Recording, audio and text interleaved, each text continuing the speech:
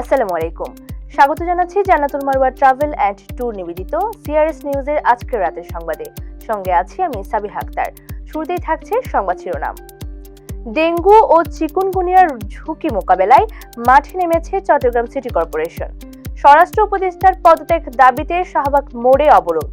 Vote দিলে বিএনপিকে দেবেন, না দিলে ঘরে শুয়ে থাকবেন, বিএনপি নেতার হুমকি। সাংবাদিক আনিস আলমগীর, অভিনেত্রী শাওন, মডেল মারিয়া সহ 4 জনের বিরুদ্ধে থানায় অভিযোগ। চিলির নতুন প্রেসিডেন্ট ডানপন্থী আন্তোনিও কাস্ত।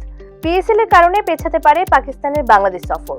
এতক্ষণ শুনছিলেন সংবাদ শিরোনাম, এবার থাকছে বিস্তারিত। নগর জুড়ে বাড়ছে মশাবাহিত রোগের সংখ্যা।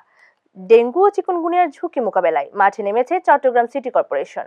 আজ সোমবার মশা নিধনে বিশেষ ক্রাশ প্রোগ্রাম ও পরিচ্ছন্নতা অভিযান চালিয়েছে চসিক এবং নগরের পশ্চিম বাকুলিয়া এলাকায় চালানো হয় ফগিং, লার্ভা ধ্বংস ও পরিচ্ছন্নতা কার্যক্রম। এ সময় উপস্থিত ছিলেন চসিক মেয়র ডাক্তার শাহাদাত হোসেন। তিনি জানান, শুধু ফগিং নয়, মশার লার্ভা ধ্বংস ও পরিবেশ পরিচ্ছন্ন রাখার দিকেও জোর দেওয়া হচ্ছে এবং সাথে সাথে নগরবাসীকে সচেতন হওয়ার আহ্বান জানান তিনি।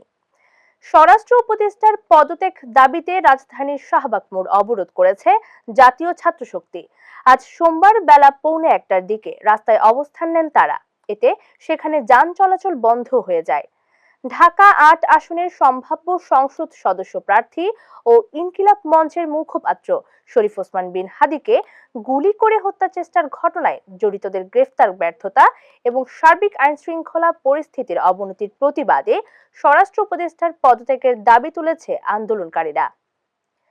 আপনারা ভোট দিলে বিএনপিকে দেবেন, না দিলে ঘরে শুয়ে থাকবেন, কিন্তু আমাদের চোখের সামনে দিয়ে জামায়াত রাজাকারদের ভোট দিলে বাড়িতে শান্তিতে থাকতে দেওয়া হবে না।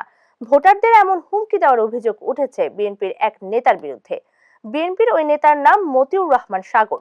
শরীয়তপুরের নড়িয়া উপজেলায় নির্বাচনী প্রচারণাকালে ফেসবুক লাইভে এসে তিনি এমন হুমকি দেন বলে জানা গেছে। সাংবাদিক আনিস আলমগীর, অভিনেত্রী মেহের আফরোজ শাওন সহ 4 জনের বিরুদ্ধে সন্ত্রাস বিরোধী আইনে থানায় অভিযোগ দেওয়া হয়েছে। এই অভিযোগ এখনো মামলা হিসেবে থানায় নথিভুক্ত হয়নি। গতকাল রোববার দিবাগত রাত 2টার পরে জুলাই রেভলিউশনারি অ্যালায়েন্সের কেন্দ্রীয় সংগঠক আরিয়ান আহমেদ রাজধানীর উত্তরা পশ্চিম থানায় এই অভিযোগ দেন।